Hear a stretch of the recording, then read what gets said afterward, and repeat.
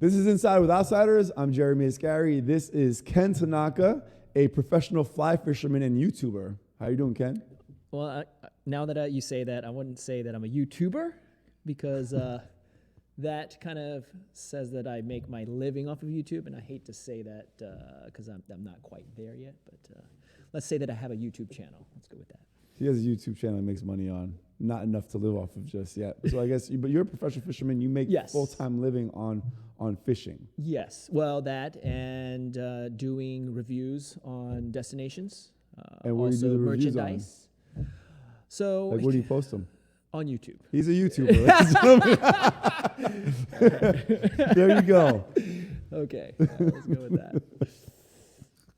Okay, go ahead. Sorry, I didn't mean to interrupt you. No, I mean, I hate using the word influencer or of course, YouTuber. It's way overdone. Yeah, it's terrible. Yeah, and so all these people think they're YouTubers, and that's not the case. So I know I was making jokes, but so you make a living fly fishing and then posting kind of like tutorial stuff, or not tutorial, but like recaps of what you caught, where you caught, and so on.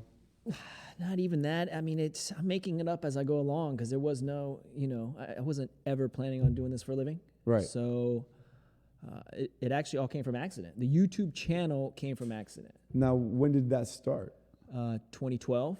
Oh, wow. So you're kind of in the start of the whole YouTuber era. Yeah. Right? And so it all started from when I was in Minnesota. I was fishing at a lake, and I caught this giant muskie, and this woman that was jogging was like, hey, you want me to help you? And I was like, no, I got this.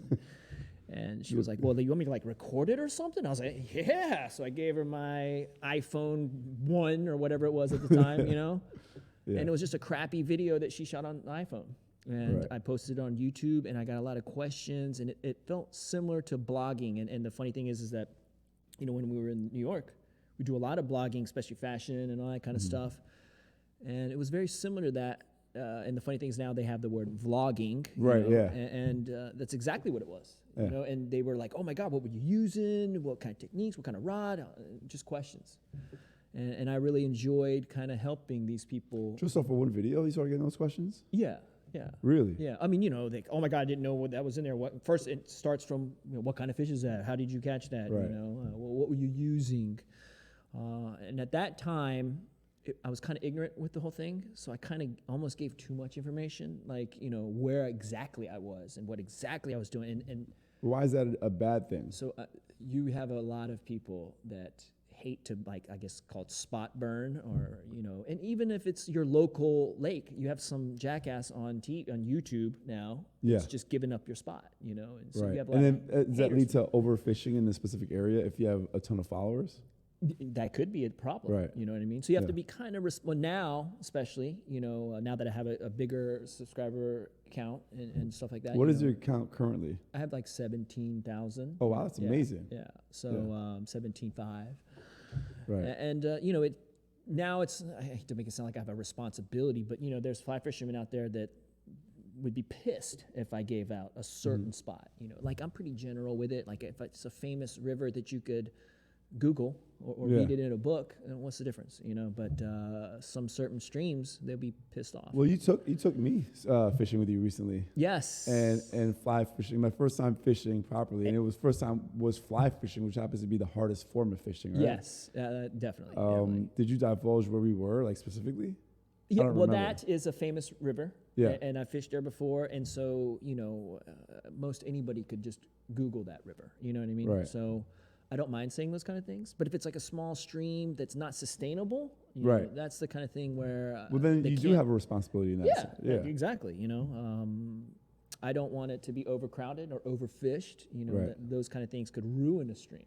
So, especially when you're just throwing it out there on social media. Right. Yeah, so. I mean, you have to be conscious of the environment, especially because you rely on it for your living too, kind of like the outsiders, right? Exactly. We need to make sure nature is healthy in order to be outdoors and enjoy it at its fullest. Yeah, and then that's the kind of thing also that now it's kind of evolved into, you know? I mean, like at first, like I said, I wasn't intending to do a YouTube channel or especially fishing for a living, that wasn't my thing. Right. And so now that I'm going to these more exotic places and smaller spots and all that kind of stuff, I just hear a lot of feedback from people like, oh, I'm glad you didn't say where you were on this stream. Right. Yeah, and stuff like that. And so I see, and like you said, being a steward for the outside, and now it's kind of about teaching responsibility and how they could be a part of the community and help others. Like, for instance, the fish photo.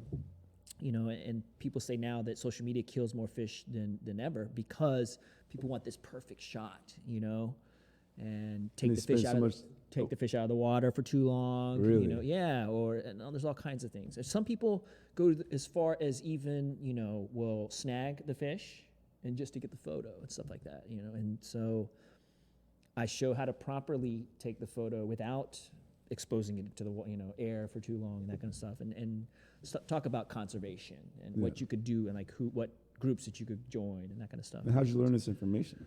I mean, through trial and error, through years of experience, and stuff like that. And it's still a learning process for me. Right. That's the kind of cool thing. You never really stop learning about fly fishing. It's kind of like the hardest form. You take something simple and you do it the hardest way possible. Right. Yeah, that's what you told me that because when we were heading up to go fishing, I was talking to you about a friend of mine who does deep sea fishing. Right. And basically everything is done for you, and you're just called up when the fish is hooked, and you go up there and reel it in. Yes, yeah. And you're relying on instruments, depth finders and fish finders and the whole thing, Yeah, you're relying on technology to catch an animal, which you should. Of course. I mean, there's a good captain versus a bad captain, you know? I mean, you got to know where to go in the first place. Mm-hmm. You got to read the seas and read everything, tides and all that kind of stuff. Yeah. But, fly fishing, even just casting, you saw, was hard. Oh man, it was a headache. It was such a headache because it was my first time, and the fact that you caught fish is amazing. Well, it's beginner's luck. It's beginner's luck, 100%. Because otherwise, it was pure luck, right? And I told you when I went out there, like, watch, I'm gonna catch fish because it's my first time. Yep. Okay, but here's what the thing. It's like any sport. Yeah. If you're going to be picked last in basketball when you were a kid, it's going to be much harder for you to cast than if you're a good athlete, for instance. Mm-hmm. Doing anything, you know what I mean, athletic.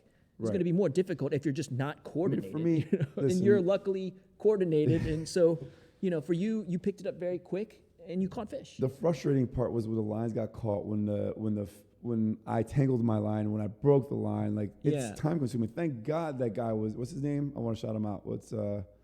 Jim. Yeah, Jim was there to like break the line, cut the line, retie the fly, all that stuff. Yeah. But if I had to do it on my own, I probably would have cast 3 times that day. Well, there's people that go 10 times without catching anything. Yeah. And I know some of those people personally. Right. And was the guy tattoo artist that came with us? Big Steve. Yeah. Big Steve is super knowledgeable about fishing. Yeah. Right. I mean, it seemed that way. I'm not the expert. Yeah. He didn't catch a thing that day. Yeah, well, that's that. I mean, so there are things that are luck, So it starts off that way. Yeah. And then there's little things that you can start targeting, right? Fish species wise and then location wise that make it much more highly skilled. And so, and that's kind of what you're trying to seek is like the biggest fish or the hardest fish, and. That's kind of where I've kind of gone. I don't want to stray away from the fish conversation because I know that's really interesting, and I want to talk more about. I want to talk more about like where you've gone with the fishing and all that. Yeah. But part of the reason I really want to interview you, is because you have multiple chapters in your life. You've lived many lives, right? So yeah, that's true. I know of you, and you correct me if I'm wrong, and fill in where I'm missing. You're originally from Virginia? Greensboro, North Carolina. Yeah. And you moved to New York to do film school, right? No, I went to Orlando to film school. Oh, okay. After Orlando, I moved to Los Angeles with intentions of doing film. Let's rewind a little bit more. Were you born in the States? I was born in the States. Because your parents are Japanese. Yes, second generation Japanese American. Okay. Yeah. You're second generation Japanese American. Yeah. Okay. Yeah. And you grew up in North Carolina? Greensboro, North Carolina, boy. What was that like? That was tough, man. Were you like the only non-white person there, or non? No, I mean, it's not that quite sticky, but it was tough. I was a minority in redneck land, and it was white and black, and maybe 2 Asians in the whole school. Right. I mean, it's more than 2, but a handful. Yeah. But I was a minority. Yeah. You know, and I had no sides, so you know, I didn't really. A lot of people were there are racist, plain and simple. You know, but if anything, I was a minority, so I kind of sided with black people more. You know, and so I was friends with the black people. I was friends with the white people. I was a soccer player, so I was, you know, that's kind of how I had my social bug, and the reason why I turned into a promoter, probably. You know? And I was promoting high school parties, you know, even. Really? So you were promoting back then? Oh yeah, it's really funny. Actually, somebody just started following me on Instagram, and was like, "Oh no, I'm sorry, I take that back. I run a fly fishing a Facebook group called like North Carolina Fly Fishing Community." And he started following it, and I saw that he's from Greensboro. So I messaged him, I was like, "Oh, you're from Greensboro, blah, blah, blah. You know, I'm from Greensboro." And he was like, "Yeah, I think I've been to one of your parties at your house before in high school." Really? That's what he said. Jeez. So I was like, there you go. So, Well, you and I met in New York City nightlife. That's right. Years ago, I think through Ray Rush. Yes. And I met you and Ruben Arnada. Yeah. That was chapter 3. Oh, no, chapter 2 of my life. So what was so chapter 1 was you went to school in Orlando for videography? Yeah. Well, film and video. Film and video, yeah. And so I moved to Los Angeles without a job or anything, with a degree, and just packed all my stuff and moved out there and just picked up the Hollywood Reporter. Okay. And went through everything in pre-production and sent my resume out and got a job that way. And I was a boom operator on a Christian film. Yeah. What was that? It's probably never been seen, you know, but I never saw it. Yeah. But, you know, I busted my ass on that set, and somebody was like, "Hey, we're doing this next project. You want to do this?" You know? Yeah. And then it just kind of went from there. And I also did an internship at Atlas Entertainment, which is, at that time, they did Three Kings and some pretty big films. Yeah. But I was like a coffee bitch at that time. So, right. You know, I didn't do anything besides read scripts. And that was actually a funny thing is reading scripts, you realize, which is actually the worst ratio to, I guess, get work. Because you're literally sending in a script to a production company, and the intern reads it, and intern puts a summary in, and they might read the intern summary and then pass on it or not. And actually, there's a famous story where an intern passed on being John Malkovich when I was there. Really? Yeah, and that's like a famous story because like this guy passed on it, but you know some other production company made it because the intern just hated it. I mean, if you read the story, it's bananas. You know, like inside of the mind of you land on the Jersey Turnpike after you get spit out of. You know. If you read it, you'd be like, "That's the dumbest thing I've ever heard." Yeah. You know, and luckily Spike Jonze kind of twisted it into something great. But so after that, I moved to New York. And was doing film here, and then 9/11 hit, and so after that the film industry died, and I was partying, and that's when I met Ruben, and he was like, "Hey man, you're coming to all my parties, why don't you just work with me?" And then it just that snowballed into that, So It's like you're being real big right now. Let's tell some stories. Oh, are you allowed to on camera? Yeah, I probably can't tell stories, but yeah, I mean, how long did you do it for? Almost a decade, 9 years. Well, I'd say I was in New York for 9, so 8 years of promoting. Yeah. Right. Yeah. So I was doing film and television for, and I have some funny film and television stories to tell you the truth. I mean, I worked on the set of Spider-Man, which ultimately got me arrested. What? Yeah, that's actually another whole story, but. Okay. You want to hear that story? Yeah. So, I was working on a set of Spider-Man and Law & Order and some cool stuff, before 9/11. And that was going really well. And like I said, the whole thing changed after 9/11. So, I kind of had to scramble and shift. But you know what? What made me realize, I guess, with the whole fishing thing, it's like I was like, look, man, I moved to Los Angeles with a resume from college and made it, Right. But we're skipping some steps though, because I know you dove into professional fisherman, but you went from nightlife, which you obviously needed to leave and change your path and graduate from that. Yeah. And you moved to Japan, right? I did. Well, so that marketing and stuff. So the nightlife kind of evolves into marketing eventually, Right. you know, and PR and that kind of stuff. Right. So I was able to kind of kick that towards marketing and stuff for a Japanese casino company, and they needed somebody that could not only understand Japanese, obviously, and could translate for them what they were kind of trying to accomplish. Yeah. So that's how I started working for this Japanese company, which took me to Japan for like 3 years. Gotcha. Or so, yeah. And then I ended up switching to another casino gaming company in New Jersey, in Atlantic City, which... Wait, so you, okay, I remember you moved. So you know how I realized you moved to Japan? Is you posted a video of yourself in the middle of the earthquake. Oh, yeah, yeah. And So, I I was in New York for 9/11 and then moved to Japan and was in the earthquake tsunami. So, yeah. And then I came here on a vacation to do the New York Marathon, and Sandy hit here. God. Yeah, so I was in 3 pretty big natural disasters. Well, actually, one wasn't natural, but big disasters. We need to hurry this thing up, and I want to get him out of the building quick. Yeah, don't bring me that bad juju in here, man. Yeah, for real, dude. That's what people are like, hey, don't ever come to my hometown, ever. Meanwhile, I was like, yo, can I crash at your place? I'm like, sure. I mean, I'll check my fiire alarms and stuff, carbon monoxide detector. Yeah, for real, yeah, seriously. So it's probably a bigger disaster than that if I come. Like citywide. Yeah, catastrophic. So you moved back to Jersey. You worked in this worked for this casino gaming company. Yeah. What was the path from there? Well, actually, before that, even when I first moved from Japan to America, I was working for a television company. I went back to TV for a little bit. And I was working for it was called Shop NBC. It's kind of like a QVC or HSN. So it was like a shopping network, live. So I was doing live television. Right. And I did that for a couple years, and I just kind of got sick of that whole thing. And that's when the casino job came available, so I went to that. At what point did you start, not fishing for work, but like for fun? Were you? So I was fishing my whole life. Oh, okay. Yeah. Gotcha. I mean, my father, my first memories were fishing with my father, kind of thing.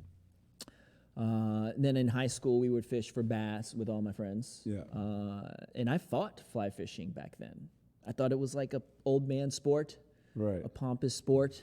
Why? Because they're so on their high horse about like this. I mean, it just is, man. Sport. You know, you have a stereotype in your mind of a sport. You don't think of a dude dressed like this fly fishing. You think of an old man with a vest on, and with the waders. Yeah. You know, and that was the image that I had. You know, unfortunately, and to tell you the truth, at that time, you know, we didn't have social media, you know, we didn't have anything, we didn't even have internet in high school, you know, and when I was in high school, unfortunately. So you just have what's in the magazine or what you see on TV, you know, that's all you really know. And matter of fact, the first time that I went fly fishing, I was living in Minnesota at the time. What were you doing in Minnesota? That was when I was working for the television, live television. In Minnesota, that's interesting. And that's also where I kind of picked up fishing again, to tell you the truth. And actually, I started the YouTube channel as a conventional fishing channel. In other words, like I'm using gear. Right. And lures and stuff. And my friend invited me to Montana and was like, hey, man, if you're going to come to Montana, you got to leave that gear shit. You can't bring that. You know, you got to fly fish. And I was like, dude, I'm not. That's not me, man. That's an old man sport. And I said the same. I said it to him like that old man sport. It's a pompous sport. That's not me, man. And you know, he's like, you can use my roommate's stuff, blah blah blah. I was like, fine. I fought it. You know, I was like, fine. I'll do a fly fish. And we went to. I'll never forget this. We went to the first fly shop, and he handed me this tiny little thing. You know, microscopic. And I was like, what the hell am I going to catch with this thing? Right. You know? He was like, oh, man, you just tie it on to the back of the hook of the hopper and you put it onto, and then I was thinking to myself, I was like, hold on, you want me to tie this lure to the end of that lure's hook? That's the dumbest thing I've ever heard. That'll never work. Right. Obviously, I didn't say that to his face, but you know, in my mind, I was like, that's the dumbest thing I've ever heard. We get to the river, and I didn't even know how epic this experience was at the time. I was on the Madison River in Montana, you know, in the water, and that's when it kind of started sinking in a little bit. Then I'm like, holy crap, this is awesome. You know, right. Like, the scenery's awesome. I'm in the river. I couple casts, I hook into the rainbow, and that was it, man. Like instantly. Hooked, yeah. Yeah, I hate to Pun use that intended, pun yeah. intended. Yeah, pun intended. I was hooked from then on, and I mean, I knew instantly that was the way of fishing that I was going to do for the rest of my life. To the point Really? where, oh yeah, I just knew it right then. I was like, And you'd this- already started your channel. Were you gonna now switch your channel to being specifically fly fishing? So On your way back, you did it on your way back. I mean, that instantly, right? So that next day in the morning, I went straight to the fly shop, and I was like, okay, I want whatever it takes to, I want the waders, I want the boots, I want fly rod, reel, I Yeah. bought everything right then. The next day, Man. and that was, I never touched, well, maybe twice after that, but I haven't touched it in over 5 years or 7 years. I haven't touched a conventional rod or whatever, but yeah. So how did it progress into being your full-time living? Like, how long did that take? And how did you end up, like, where was that line you crossed where like, oh, I can live on this? I don't think I still ever crossed that line. But I mean, like I said, it's a revolving door, and I'm kind of trying to make it up as I go along. Because people ask me all the time, how did you do it? Or how, there is no formula. Right. And But it's a big risk you take. You have two kids. yeah, but you have it's not. family, It's not like I said. It's not just the channel. I have so many avenues, and that is all from the promoting. Like for instance, Yeah. just to give you a small example, the manufacturer I use is from Pablo, which was in fashion. I knew that he was in fashion in New York, so I asked him, "Who do you manufacture out of?" But my manufacture would have never been possible without my nightlife career. Right. And being able to talk to these companies and make a deal with them and hit them with the statistics of marketing, that couldn't have been done without the experience I had, And people always ask me like, oh, how do you do this? How do you do that? I was like, dude, forget it. You have a better chance. I mean, there's not many fly fishermen out there that are doing what I do. So like, I can't even imitate somebody. There's like a handful of us that are doing it for a living. And to tell you the truth, most of those people are doing it as guides or something else. Right, yeah. Yeah, and not really as a social media platform. So, it's through the YouTube, through the destination stuff, through my sponsors. What's the destination stuff? So that kind of started very small fry, like I was just going to the next spot. So like, for instance, I was sucked in to fly fishing. Like I said, the next day I just knew this was what I was going to do. So I, on the way back, we were 20 some hour ride back from Montana to Minnesota. I was listening to a podcast the whole way, 24 hours straight. Mm-hmm. I was asking my wife to Google where I could go fly fishing in Minnesota, and ordered books on the way. Really? Yeah, dude, I had magazines, books. Every waking minute was fly fishing, and my wife was like, is this going to be like this forever? But luckily it's died down, where I'm not doing all that. I'm trying to create that content, but at that time I was working the second shift, which was 2 o'clock to 11 o'clock. I would come home and basically pass out, get up at 4:30, 4 o'clock to drive to Wisconsin to fish there from 5 or like sun up to about noon, 1 o'clock, enough time to go home, shower, change, go to work. Matter of fact, I went straight from the stream to work once before. Did you have kids when you were doing this? No. Okay, I didn't didn't have think kids. so. But I was doing that 5 days out of the week. So I was going straight from 2 to 11, go home, sleep, straight to like 4 hours, straight to the stream, fish from. And this is before you're making money on it. Before I was making money on it. Yeah. This was just because I wanted to. What did your wife say? She was luckily at that time going to school, so she it wasn't really interrupting our time. Right. And I made a deal with her from the get-go. I was like, look, man, my days of going out are over. I don't go out. I don't hang out with the boys. I don't go drinking. I don't miss any of that. So I told her, I was like, look, man, I don't go drinking. I don't hang out with the boys. I don't do anything. You got to give me the one thing, and that's fishing. Yeah. So she doesn't complain about that. I mean, sure, she does now, because now I go for weeks at a time with the 2 kids. Right. But she puts up with it, I guess. So you started like fishing nonstop for fun. Nonstop, man. And when did it that was. change? I'm sorry. When did it change? When were you comfortable enough to take that risk? Oh, that And what- I never was really comfortable. It was like I took it as far as I could part time. Yeah. I was like, all right, if I'm gonna do this, I got to go all out, and spend 100% of my time on it. Mm. And see what deals that I could come up with, see what partnerships I could make, and Right. that kind of thing, and those kind of things you couldn't do, or go on these trips every month, Yeah.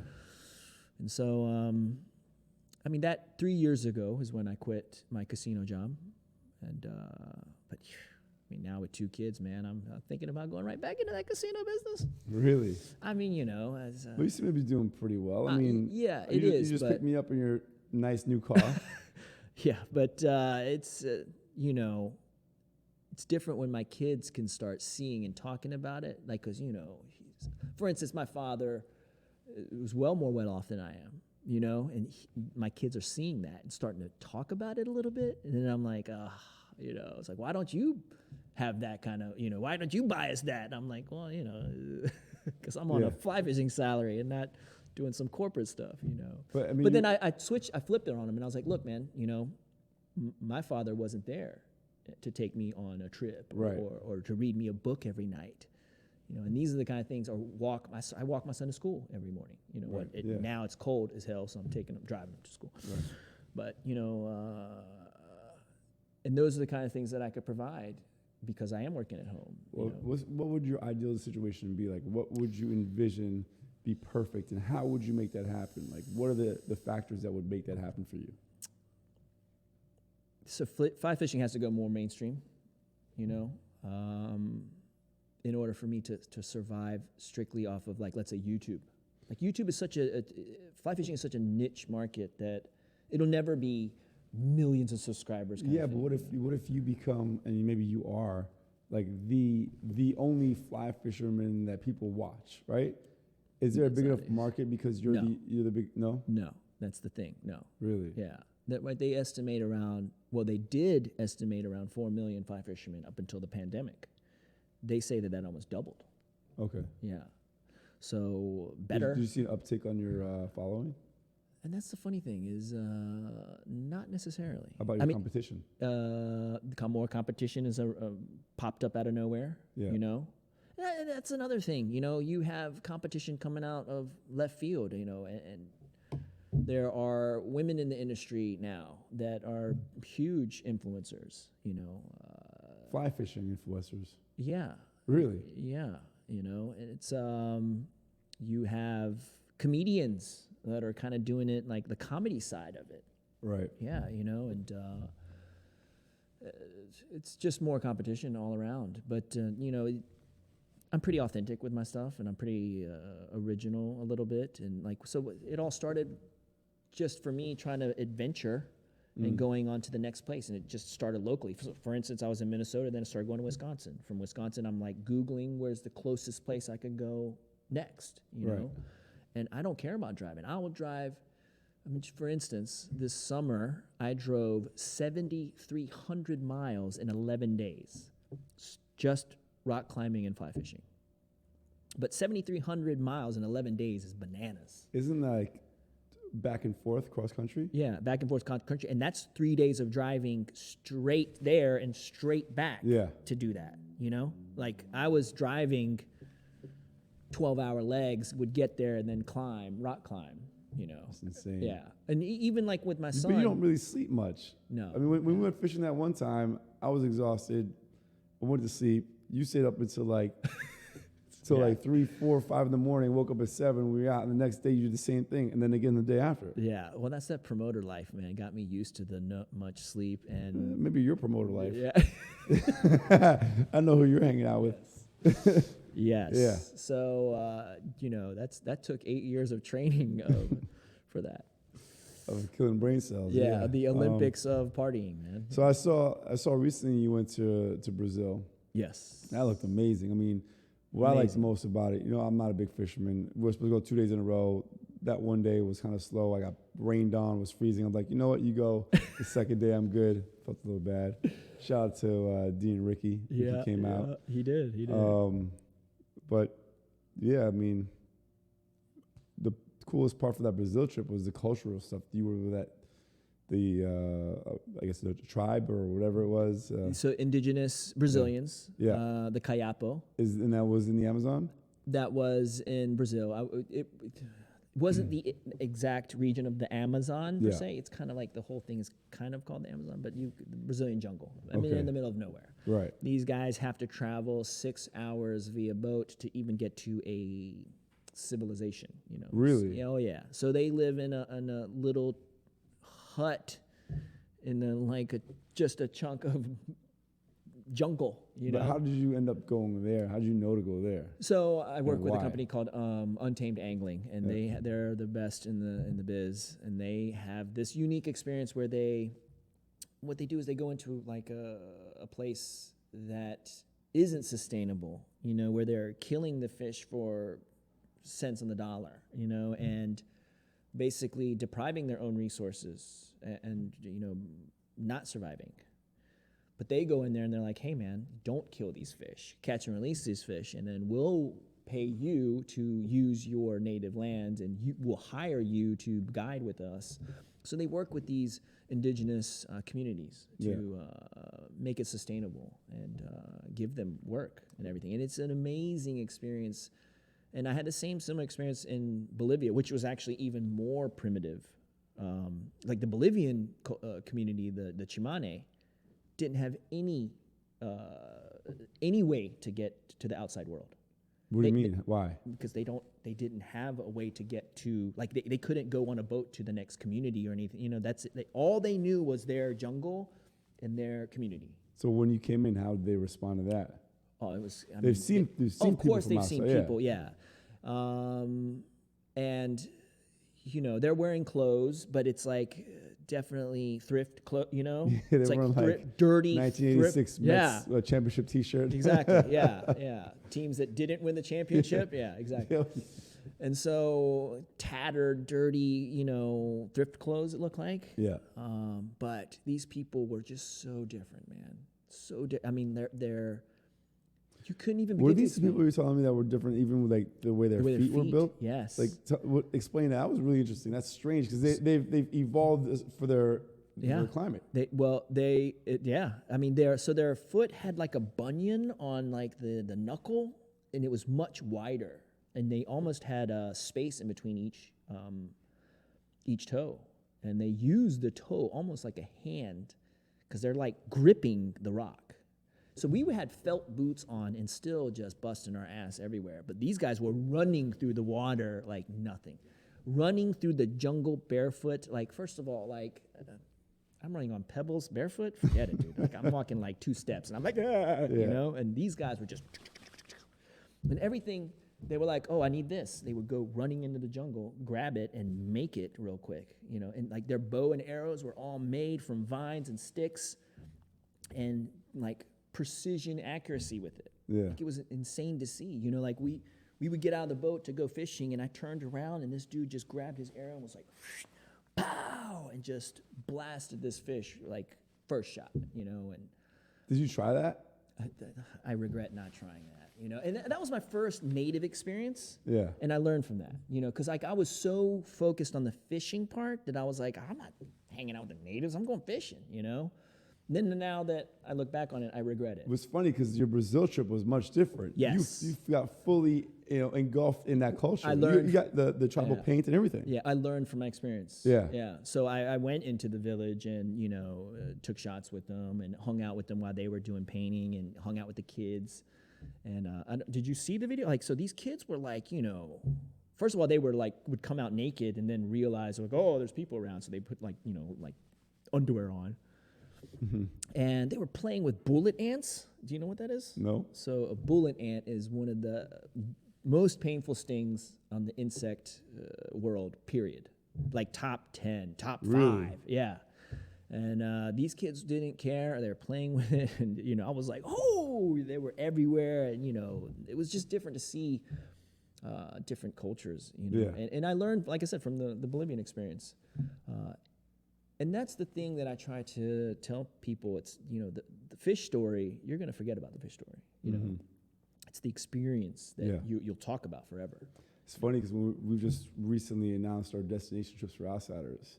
And people are thinking it's full of hiking and all these adventures. Like, we have a little of that. Yeah. A lot of it has to do with, like, the cultural experience. Like, getting to learn about the culture. Like, my thing is I love to travel. Yeah. And whenever I travel somewhere, like I went to Portugal, and I posted it on my Facebook, like, hey, I'm in Portugal, any recommendations? And I got a slew of recommendations, a lot of the same recommendations. And I took that list and I wrote, and now was a list I didn't go to anywhere, I didn't go to any of those places.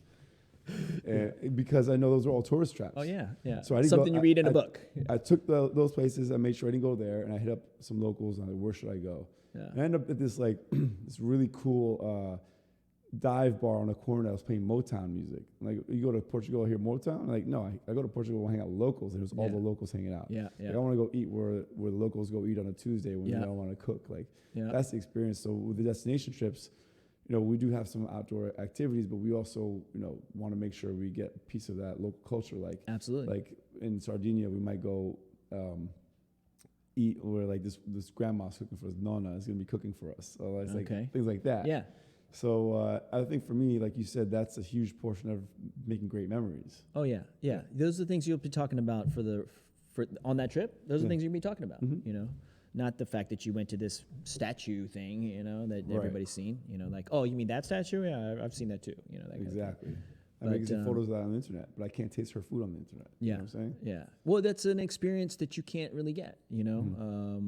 Besides knowing a local, and that I did the same kind of thing when I was in Bolivia. I was like, I want to go eat something.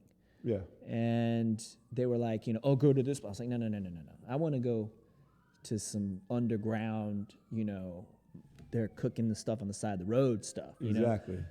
Which was actually really funny because the guy, I guess he's like kind of the fixer or something, and I called him and I was like, yo, where's a real place that I can go? Yeah. And he was like, I'll take you. Yeah. We went to this like this dirt road where people were literally cooking on cinder blocks with like grates, you know? Yeah. And he was like, "Oh, you want it?" Well, first of all, we ate alligator. It was delicious, and chicharron. And he was like, "Do you want?" I can't remember the word he used. And when I went to another restaurant, I saw piglet because he was like, "It's a small animal like this." I was like, "A piglet?" He was like, "Is that what you call it in America?" I was like, "I guess so." I saw it on the menu. Pig? No, that's Peru. Yeah. But no, like I said, I saw it on the menu before. So when he was like, it's a small animal like this big, and I was like, oh, it's a piglet. He was like, is that what you call it? And I was like, I don't know. I was like, I saw it in the menu. It's like small animal like this big, right? So he's yeah. So it's like piglet? Okay, yeah, piglet. And it came out, and clearly it was not a piglet. What was it? It had a armored shell on it. I was like, that's an armadillo, dude. Yeah. And, armadillos here, they have like some kind of crazy like disease in America. Oh yeah? Like the plague or something. Yeah. No, I'm serious, man. Like some crazy disease they have it. Like I can't remember what it is, but it's something like the plague. Yeah. And I was like, can I even eat that? He's like, yeah, my kids love it, but it was delicious, Okay, yeah. And now, those are the kind of funny stories that I'm like, dude, I ate this pig, I also relate that from Japan. Well, China especially. China was worse. China was, actually I enjoyed eating, I ate crickets and grubs. They're fried. They're pretty good. In China? Yeah. I was like, in Japan, not in Japan. Japan, I was eating ramen all the time. And I did go to, the crazy story was I did go to a sushi spot that had the conveyor belt, right? Okay, yeah. And we decided to make a game It's like out the of Walmart of sushi, but all right, Pretty much. Whatever. We were Shibuya, if you want. Okay, yeah. So the game was, I was there with my friend JB. I got to choose what he ate, and he chose what I ate. That could be so if it was moving, had legs or eyes, we were eating that thing. Yeah, that could turn sideways really quickly. It did, but some of the stuff was actually pretty good. Like some of the stuff I wouldn't normally touch because it looked creepy. Oh yeah, it was delicious. Yeah. And then when I went to Japan last, I went to Hokkaido right before the pandemic. Uh-huh. And anytime we stopped at a Lawson's or a 7-Eleven, which is like the same thing, I just try to find it became a game. People realized that I was doing this, and then it was like, let's pick out the weirdest thing and see if Jeremy's going to eat it. Okay. And I did. I ate some great stuff. Yeah. Well, they have like, octopus jerky and like weird stuff like that. Actually, one of the things I ate, and it wasn't weird at all. It was very Americanized, but the way they did it was interesting. It was like a little packet of it looked like an English muffin packet, right? But it's not English muffins. It's little pancakes sandwich, but inside is like maple syrup gel and butter gel inside. So you eat like a sandwich. It tastes like pancakes. Oh, okay. It's like a McGriddle. It was delicious. But it was like syrupy inside. It wasn't just like the taste of it. It was Yeah, yeah, actually yeah. like you bite into it and there was syrup inside. Huh, yeah. If they had that here, I'd be a fat ass. It was Yeah. so good. Yeah. amazing. Yeah, that's the one thing I miss about living in Japan was the food, man. This food is just unbelievable. Amazing, Yeah. And I've eaten if I told you some of the stuff that I've eaten, you'd be like, what? What'd you eat?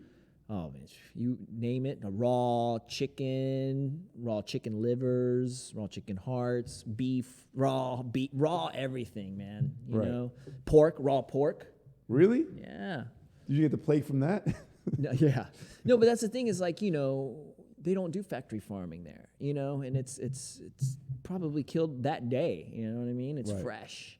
Right. And I mean, a lot I've of eaten raw places- horse. I've eaten raw beef tendons, like arteries, raw kangaroo, ostrich, camel. Have you eaten anything cooked? Yeah. Exactly. Yeah. I mean, I went to this one restaurant where a lot of that stuff was from this one place. And it was a Japanese chef that did a lot of French techniques and Italian techniques because he worked in France as a chef. Yeah, there's a lot of like beef tartare, there's raw horse meat, there's that sort of Yes. stuff as well. So what you're saying, it didn't surprise me too much. Yeah. But raw pork surprised, raw chicken surprised me. Yeah, well, that's just because we only know it as salmonella here. Right, You know what exactly. I mean? Yeah, and we know it as something that could get you sick. Yeah. But over there, they just eat everything raw, so it's not that big of a deal, So this guy was so amazed that because rabbit is something that we don't eat in Japan. Really? Yeah, and so when the French were cooking rabbit, he was like, "This is incredible," and he was like, "If this is incredible, what else am I missing out on?" And so he started to branch out, try to cook with ostrich or kangaroo Yeah. or, I've had camel. kangaroo, And using French and Japanese seasoning with French techniques, and it was just like, You gotta let me know where this is, because when I go back to Japan, I want to try this spot. it was unbelievable. I had so many dishes there. I was like, what? That's incredible. Like raw beef arteries. It's like, yeah. So we talked about your three kind of industries, right? Yeah. One more or less. Club stuff, film, casino, and fishing. Is there a common theme or commonality or similarities between all three? Besides it being like really hard to even get into in the first place, like the nightclub thing, I don't even know how I fell into that, but I made the best of it, Yeah. and same with, And that's not easy. It's No, not easy. You it's can't. not I mean, easy. to make it to do full time is you hard. can't just get into that. No. It's something you can't just get into. And the fly fishing, like I said, I didn't really want to get into that, so they kind of fell into that. But Well, now, no, I disagree. You said you didn't want it. You didn't want to, but then you didn't have. You had such an urge to have it afterwards. It was Yeah. like one extreme to the next. You didn't want it, then you couldn't have enough of it. yeah. Well, I mean, I didn't want to get into the industry. Like when I first started, I was like, oh, I want to be a professional fly fisherman, right? Right. I want to make a living off of this. That never crossed my mind, But now the funny thing is that my next venture is going to be rock climbing. Really? Like I'm telling you now, like I'm going to eventually be, a professional rock climber, no doubt.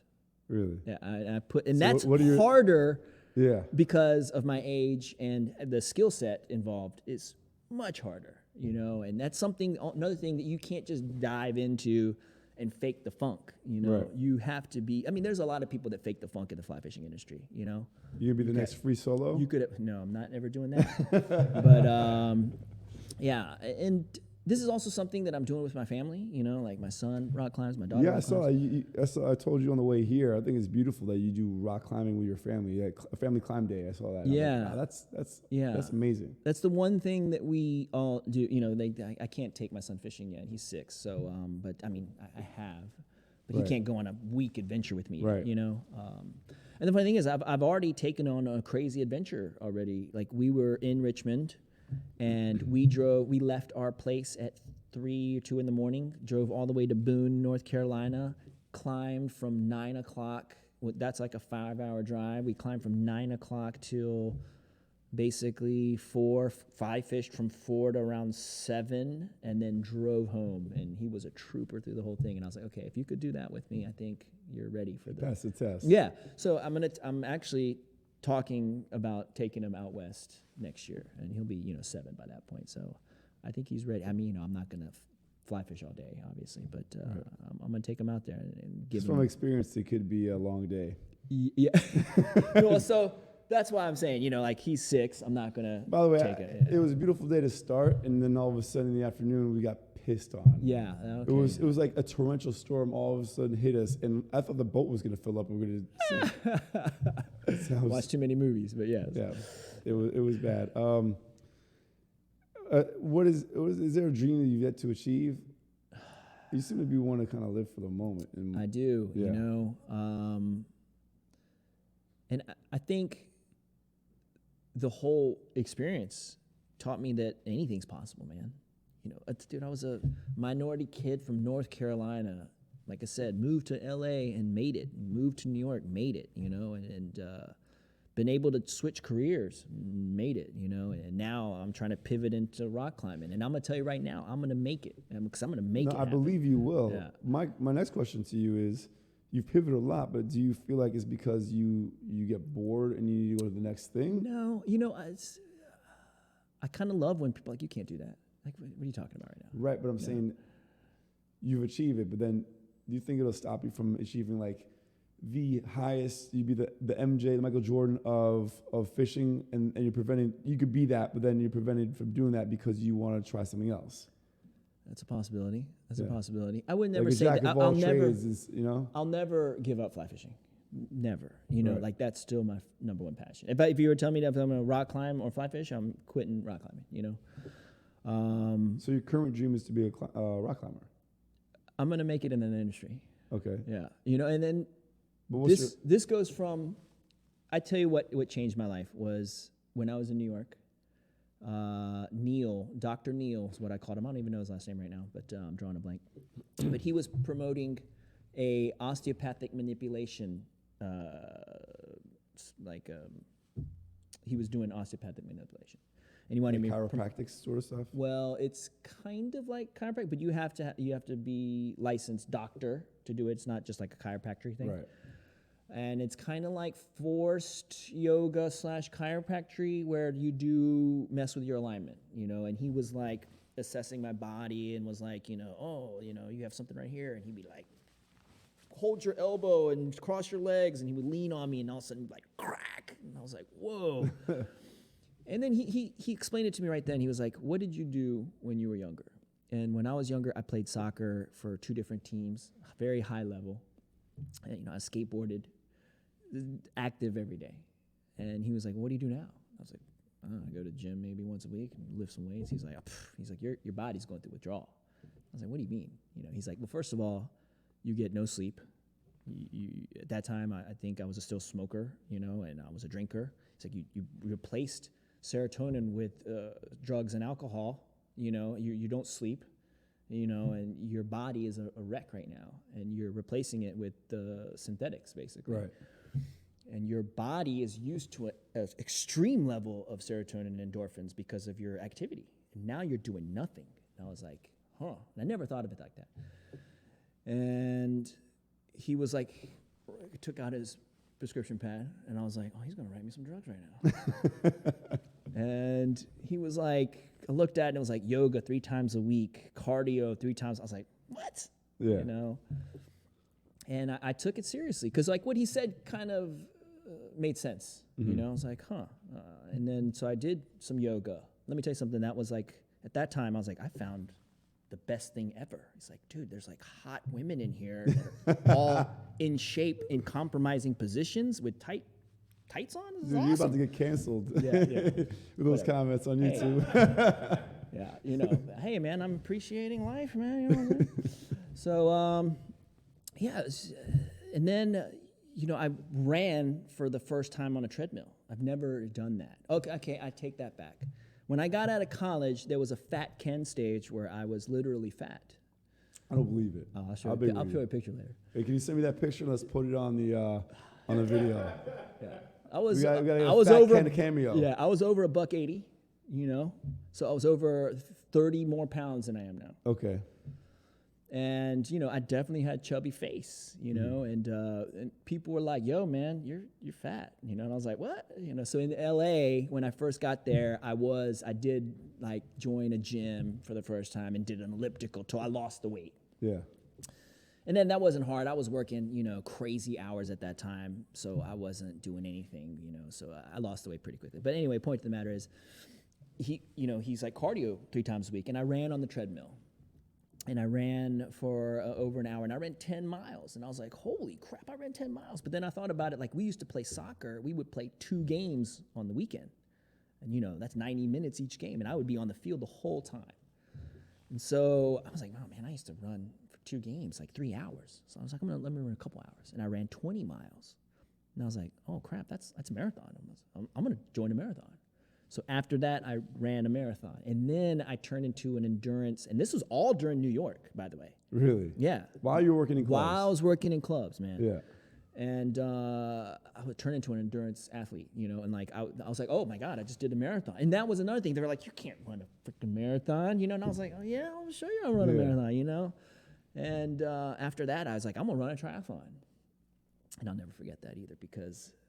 You know, I did an Olympic, which is a mile swim, 26-mile bike, and 6-mile run, 24-mile bike. Anyway, it was around there. The mile swim, I've never swam in my life like laps, like frolicked in the pool and did cannonballs off the diving board, you know, that kind of thing, but never exercised in the freaking water, you know. And this is a New York Sports Club pool. You know, told me the story. Maybe 30 yards, Yeah. not even, you know. I jump in, and I'm like, Michael Phelps in it. Next thing I know, I get to the other side. I was like, oh! Now I was like, what did I just sign up for? Yeah. There's no way I'm making it a mile, you know. And I psyched myself out, you know. And then I was like, you know, screw this. And I just swam and got to the point where I could swim the mile, and then I could swim for hours. And then eventually, you know, after I did several triathlons, I did the New York triathlon, the LA triathlon, and another triathlon in Richmond, and I was kind of headed towards that triathlon path. But then, you know, that incident where I was signed up for the marathon in New York City, and then the Sandy thing canceled it. So I wasted my entire summer in Minnesota training for this marathon, you know, and then it didn't happen. So I was like, I wasted. And summertime in Minnesota is precious. Right. You have like 2 weeks of it, you know. Yeah. So the next thing I know, I was like, man, screw that. I'm not training ever, you know. And I ran the next marathon with 0 training and food poisoning. It took me 8 hours. 8 hours? 26 shits later, yeah. I took a crap at every mile marker. And matter of fact, I did 27 because there was one time I couldn't run to the next mile marker where there was bathrooms. So I had to go into a pizza joint. And I thought I was going to shit in the Verrazano Bridge in front of 30,000 people, in front of helicopters. And I was like, I got to go right now. And I was just pinching cheeks and just running. But anyway, yeah. I think we just found our reel for this video. That's the promo for it. Oh, man. You're welcome. Yeah. Hey, I didn't crap my pants, though. So I guess we'll cut that out. Yeah. Yeah. That's a terrible story, but I'm glad you didn't shit yourself. Yeah. So, I mean, you know, I guess I like the challenge, you know? Yeah. I like the challenge. And now... It's obvious because the only thing that motivates you is someone you says you can't do something. Well, I almost say it when it's impossible to myself. You know what I'm going to tell like, you? dude, at 44... It's impossible for you to launch Outsiders in Richmond. I told you, I'm down with that. I told you that. So, you know, see like, I just did there? Even I can't imagine me being a professional rock climber. But I know my passion enough that, dude, I'm climbing over 5 days a week, twice a week. Some, you know, because I'll go in the morning, and this is the kind of dedication. I'll go at 5 o'clock in the morning. You know, waking up 5 o'clock in the morning to be at the gym from 6 to 7. Come home, walk my kids to school, then go back to the gym, train more, you know, that kind of thing. I'm going to have to introduce you to one of the Outsiders staff members. He also is a manager in nightlife as well, so you guys will get along really well. He's an avid climber. The guy does... Oh, yeah? He climbs for his workout, climbs every day. Yeah. His name's Max Moore. I'll connect you guys. Okay, yeah. I mean, for instance, you know, like tomorrow morning before I leave to go back, I'm thinking about going rock climbing. Should go down the hill. Well, that's what I showed Yeah, you. there you go. There's a question. I was just at dinner with some friends, and I mentioned the fact I was going to interview you, Professional Fisherman, and she had a few questions. Some of them will be in our last segment, which is 5 rapid fire questions. But one question I didn't want to put in there, but she insists I asked. Have you ever peed in your waiters? No, I have not. Although I've definitely had some extreme emergency roadside poop sessions. Poop sessions. Well, I mean, dude, you're in the middle of nowhere. Yeah. And you got to go, man. So I've definitely just pulled over and shat in the woods before on the side of the road, but never in my pants. So, hey, once again. That leads to my next question for you. What is your most embarrassing moment? Ooh. I've never really had an embarrassing No, moment. not like shitting 27 times in a marathon. Yeah, but nobody knew about that till now. I I was embarrassed about that. Yeah. Because nobody knew about that. Yeah. I'll tell you my most embarrassing moment. I was working the door, and I was doing... The doorman at a club, in case you understand. Yeah, doorman at a club. And I was doing Anushka Shankar's album release party. Who's that? Anushka Shankar's Ravi Shankar. Do you know who Ravi Shankar is?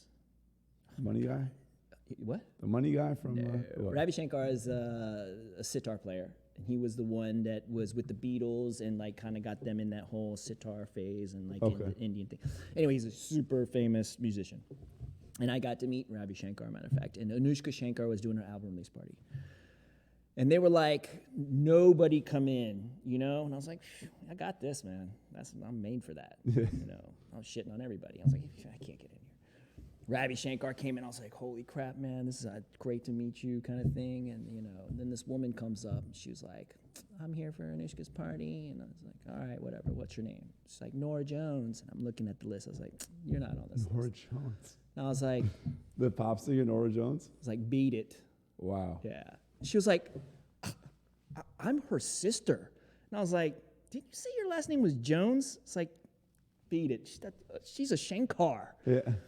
And then I got a call from the owner. It's like, what the hell are you doing, man? Do you know who that is? That's like sometime Grammy Award winner Nora Jones. Get her inside. And I was like, she's saying her sister. It's like, dude, Google that. And I Googled it, and, it was kind of like a side thing where that's how Nora Jones, and she doesn't like to use that name. So it was even more. I didn't know they were related. That's crazy. And so it was more of an insult that I was like, you're not even a Shankar. Get the hell out of here. Yeah.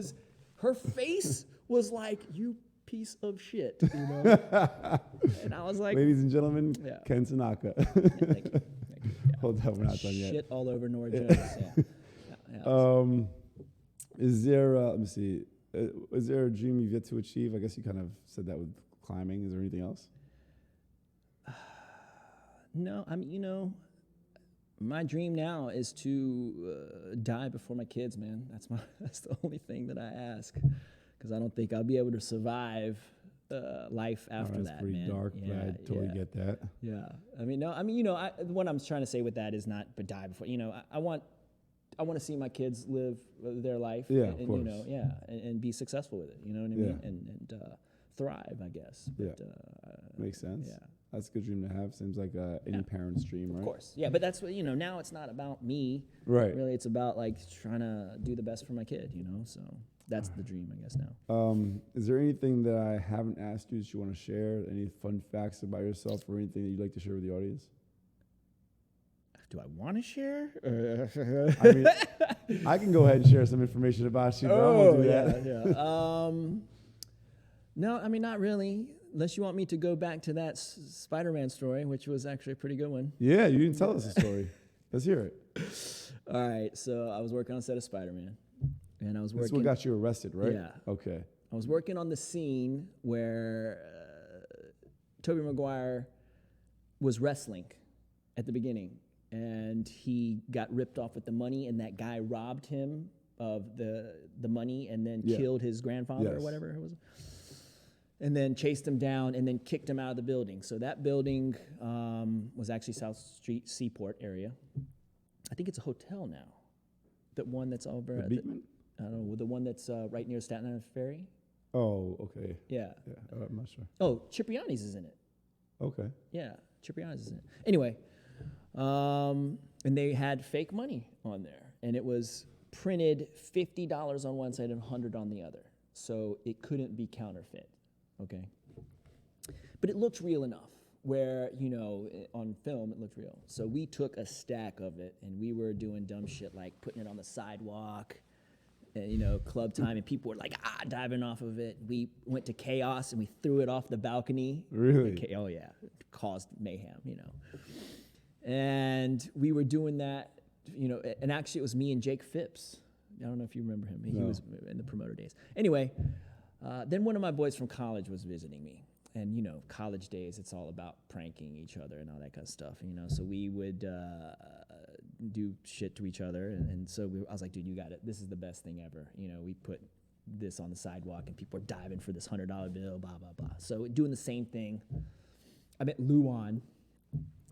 Throwing money and Luan, putting it everywhere and that kind of shit. And I was drunk at the end of the night and, you know, paying for drinks. And somehow one of those bills was in my pocket. And when I gave her the money, it was in there. And she was like, what's this? And clearly paper, you know. And I was like, oh, shit. You know, I was like, I'm so sorry. That's like a prop money, you know. And I knew the whole thing in my head. I was like, oh, this is not going to be good, you know. And I watched the whole thing happen where she got the, you know, securities, like that dude over there. And I was like, oh, shit, this is going down right now. So I tried to throw the money. Yeah. And they were like, oh, and then some other guy grabbed me. He's like, you trying to throw away evidence? And I was like, no, man, it's not like that. You know, and we go outside, and they're like, you know, what the hell you been doing? And I was like, look, man, I've been paying all night. He's like, they asked us, like, do you even have money? And I was like, dude, I got plenty of money. He's like, no, I've been paying all night. I showed him my wallet, and I was like, look, I got plenty of money. And he was like, boom, grabbed all my money from my wallet. He's like, get the hell out of here. And I was like, yo, you can't do that, man. He's like, you can either get out of here or we're going to call the cops. And I was like, screw you, man. I'm going to call the cops. You know, total drunkenness talking. And they're like, you're making a big mistake, buddy. And I was like, nah, man, screw you. You know. So I called the cops, and they immediately arrested me. Oh, yeah. And I go to, of course, that was Chelsea District. So I go into this Chelsea holding cell with 5 transvestites. And they were like, God, I'll never forget. So like, I had like leather pants on with some like Prada shoes. You know, I looked like a total, you know, they were like, are you gay? And I was like, no. And they're like, you look gay. I was like, no, I'm not gay. He's like, get off me. Yeah, and then, dude, next thing I know, I didn't know this, but I do now, but the Secret Service is the people that deal with counterfeiting. Oh, wow. And they were like, you know, where did you get this money? And it was just like the movie, man, you know, like suits in a room, they're standing there, one guy's sitting there, you know. I was like, dude, this is why they have these movies, man. It's just like this. And he was like, you know, where'd you get this money? And I was like, dude, and I told him the story, exact story I told you. I was working on a set of Spider-Man, we're throwing out the, and they would look at each other like, is this dude for real? You know? And I was like, do you have any more of this money? And I was like, look, I got a little stack of it. He's like, if you don't bring this thing first thing Monday morning, we're going to bust down your door. And I was like, no problem. So, you know, I mean, it was all cleared because it was all BS. Wait, they gave you the weekend to bring fake money to them? Oh, yeah. Oh, yeah. They didn't. Well, they had me in the cell, which was another part of the experience and story. So I was in this cell once again, and these, you know, shoes and leather pants, tight shirt. That was not the place I wanted to be with that outfit. And I got cracked on for that, obviously. And this guy, I had at that time a watch on where this huge dude was in there, clearly, you know, been there many times. Matter of fact, he was like, they were like, yo, man, I'm hungry, man. He was like, yo, chill out, man. They're going to bring you a bologna sandwich or a peanut butter sandwich in like 5 minutes. Sure shit enough. 5 minutes later, he's like, who wants peanut butter? Who wants bologna? And I was like, dude, this guy knows the fucking menu, you know? And then he was like, hey, man, I want to talk to my lawyer. People started yelling. He's like, dude, man, we got to still go upstairs to the holding cell upstairs. That's when you talk to your lawyer. Right.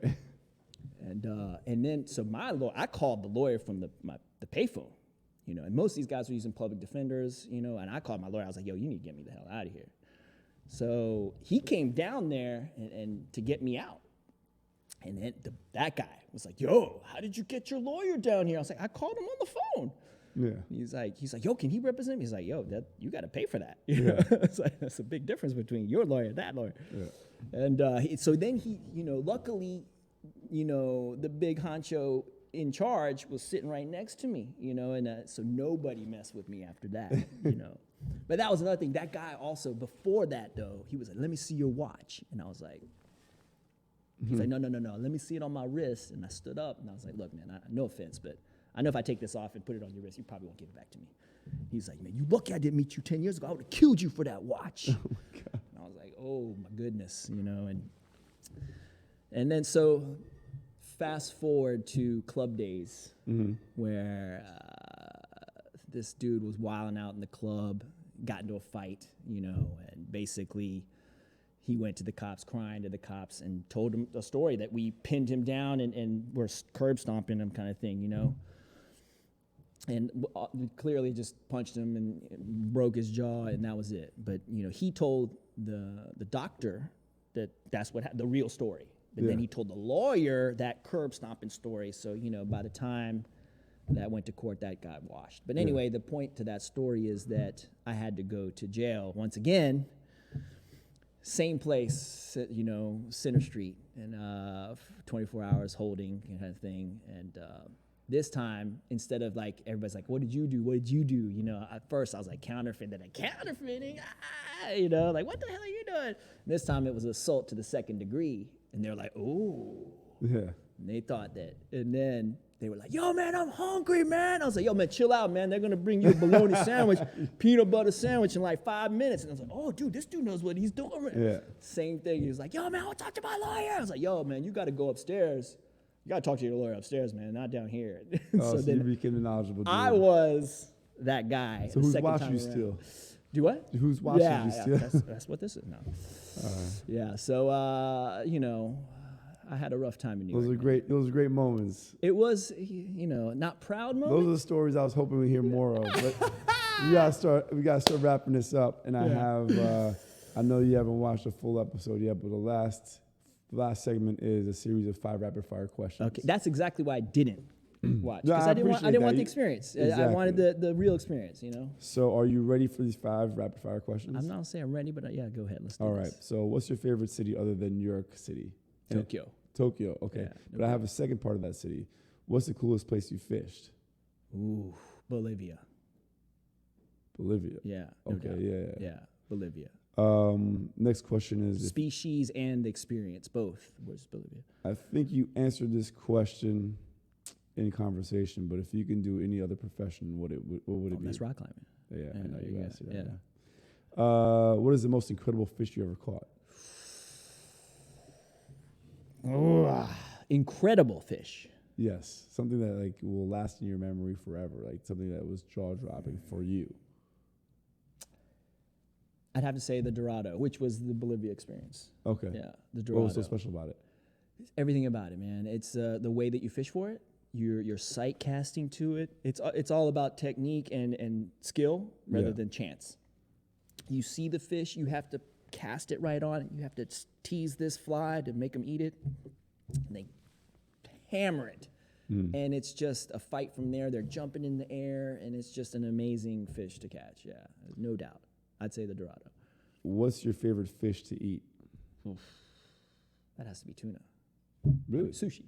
Yeah.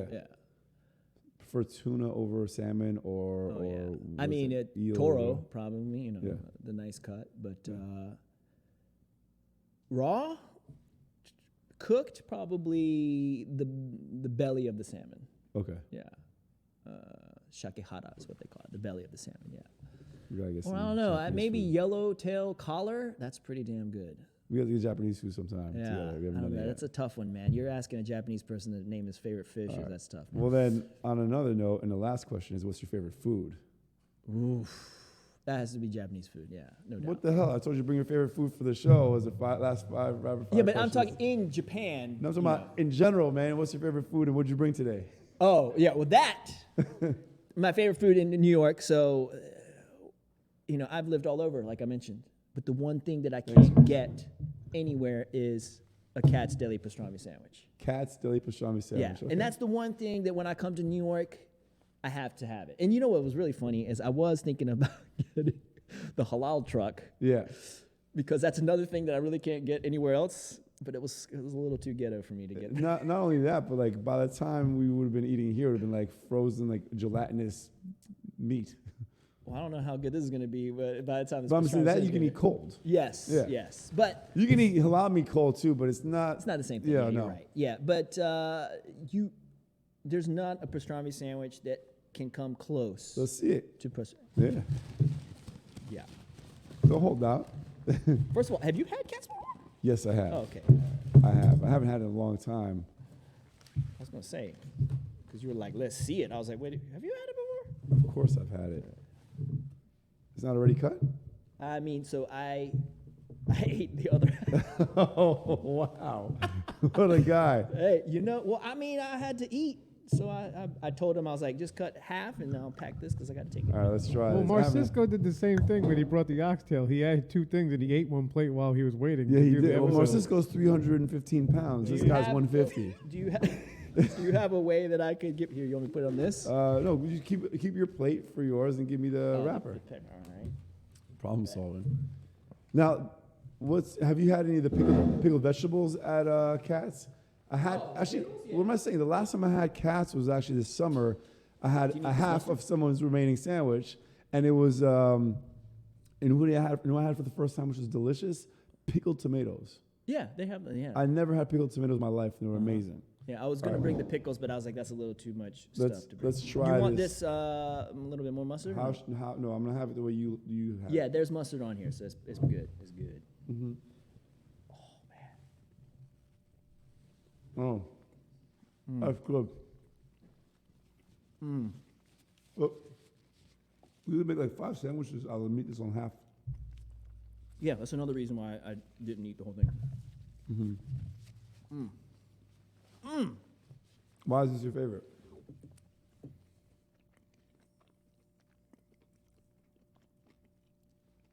It's old school New York. Mm-hmm. It's one of the last old school New York places. It's still alive. Are there any other old school New York foods that really stand out for you that you have to have when you come visit? I mean, pizza's always great. Pizza, yeah. Grimaldi's and Lombardi's are both fantastic. I've definitely, there's a lot of great steakhouses here, I mean, the good thing about New York is there's food, fantastic food. What about sweets or anything?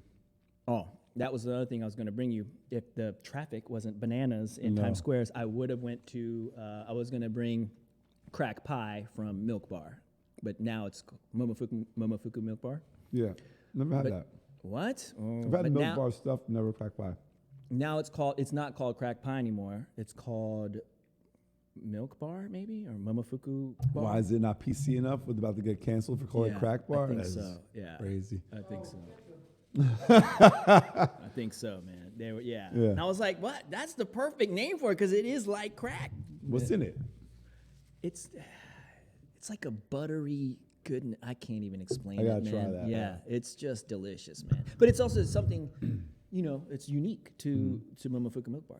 So you know who Momofuku is? Yeah. Well, I don't know his history. Yeah, David Chang, I think, is the owner of Momofuku. If I'm saying that right. If I'm screwing that up, I'm sorry, internet. But anyway, there was. you're right. It is David Chang. Yeah, right? Okay, yeah, see, that's what I thought. So, one of his chefs used to make desserts for everybody in-house kind of thing, just for the staff. Yeah.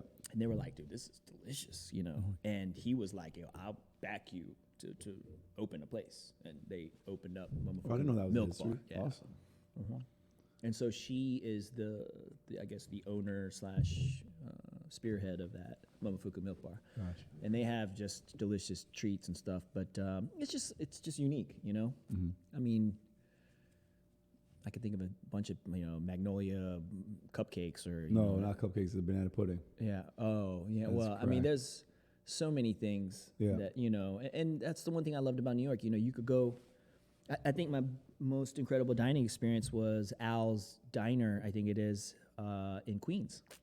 And I discovered that one because Anthony Bourdain and Andrew Zimmern did the show together in New York. And they went to that place. It was an Egyptian place. And the way that he was describing the food was just unbelievable, you know, in the show. And they both were like, "This is amazing, this man." I was like, "Okay." When I lived in Queens, I lived right across the street from that spot Really? on Steinway Street. Yeah, I don't remember. I haven't been. We should go. Yeah, no, it's literally it's down the block. It's like a block and a half down from Astoria Boulevard. Yeah, so that was another funny experience. I was there with Eddie Q. Shout out to Eddie And Q. we go all the way to Queens. First of all, I was like, you know, let's go to the Egyptian place in Queens. He was like, what? And I was like, yo, this is bomb, you know. So we get there, and all of a sudden, it's closed. During a time it's supposed to be open as hell, you know. And then all of a sudden, I hear this, and I look over at a shisha bar across the street, and he's like, come here. And I'm like, me? You know. I go over there, and I realize that's the dude from the show. It's his place. And he's like, oh, you trying to eat? And I was like, yeah, I'm trying to eat. Is he supposed to be open right now? He's like, oh, let me finish this shisha, and I'll go. I was like, finish the shisha? I was like, what are you talking about right now? That's like going to be an hour. He's like, yeah, come back in an hour. And I was like, oh, my God. So then I had to go to Eddie. I was like, yo, we got to wait an hour. He's like, no, man. I was like, yo, we're here. Let's just wait an hour. Yeah. And we had sheep testicles. What? Yeah, man. Sheep testicles. I thank God you didn't bring that today. Yeah, lamb brain. I would try that. And sweetbreads. You know what Oh, that's, yeah, that's the intestines or? No, it's a gland, some kind of. I keep on hearing different things about sweetbreads, like different things. I guess it's organ mix, right? It's a gland of some sort, but yeah, and everything. And you know what? He was explaining. So were the nuts delicious? No, that was the worst dish. That was the worst dish, no doubt. But it wasn't the fact. It was like just not that. The texture of it almost tastes like hot dog a little bit. Yeah. Okay. But it was definitely, like I've had Rocky Mountain oysters before. Yeah. Well. Yeah, Rocky Mountain oysters, really? Well, that's also testicles. Yeah, no. Yeah. But that's like deep fried, I just can't really tell what it is. Yeah, you can't tell what it is after that. Anything's good fried. But this was like straight up testicle slice, Yeah, and that was a little hard to process a little bit. And the brain looked like brain from like the textbook. I heard brains are kind of sweet. It was delicious, man. Sweet bread was, and the way after, and that was another thing. He was like, "What do you want?" And I was like, "I have no idea." I was like, "I don't want anything that I'm going to order. I want you to fix." And I told him, I was like, "I want the experience that you gave those guys." He's like, "Okay," and he was excited about that. And he came out and explained the dish with so much passion that you felt it. He was like, "This brain, this is the northern Egyptian, blah blah blah. This comes with this certain spice that's only from here and here from there." That's awesome. Yeah, and like his description. That like convinced you to eat some nuts. Yeah, man. I was gobbling them nuts up. All right, that's another. We got to add that. We got to do like two. We have to do like 2 reels. Exactly. Listen, man. I wouldn't mind. I know we're gonna do some more stuff together. Obviously, you're a fisherman. You're gonna start doing climbing. Yeah. Outsiders do all that stuff. Yeah. And I saw that you're rappelling. Yeah, we're rappelling. And you're supposed to go up and not down. I told you that, man. But I guess we should definitely do some cultural stuff too. Maybe talk about coming on some of the international trips. But we should maybe plan something where encompassing fishing, climbing, cultural foods and stuff. Let's do and your company. Shout out your company name. Wish for Fish. Wish with the number 4 fish. Wish for Fish. Okay, and that's where you can be found on Instagram as well. Every form of social media. Well, let's get some stuff where I know because you shoot content. Let's get together. I would love that. And Bams, we gotta get you out there too. I know we're always doing stuff in here, but I'd love to have you come out on the road with us, man. That'd be fun. Yeah. I love your commentary. I love what you're doing right now, man. You reinvented yourself in such a positive outlet that fits perfectly with you, and you're so stoked about it. And Thanks. And what you're doing is a great service for a lot of people that don't have the means or the way to do those kind of things, know. And like you said, it's teaching these guys to pass that knowledge on to the next generation or their kids or whatever it may be, and I think it's great, Thank you. I dig all the stuff you're doing. Appreciate it. Matter of fact, you're going to Iceland, man. I go to fish in Iceland every year. You do? Well, maybe we should get you on this trip. Yeah, there you go. I could get you guys fishing if you want. We might, it might be interesting too. Because we have a couple of off days. We like to incorporate off days so people can explore on their own. Oh. So maybe on one of those days we can set that up. Yeah. But we'll have to have you back, whether it's back on this show or doing something where we're out on the road and doing these activities and exploring the cultural side of some of these locations or whatever. So, I would love that. Yeah. Let's do that. But I appreciate you taking the time to be on the show. Okay. Thank you. Is there anything else you want to say? No, I've said too much. I'm just going to eat this. Yeah, all right, same here. I'm hungry, so thanks for tuning in. Thank you.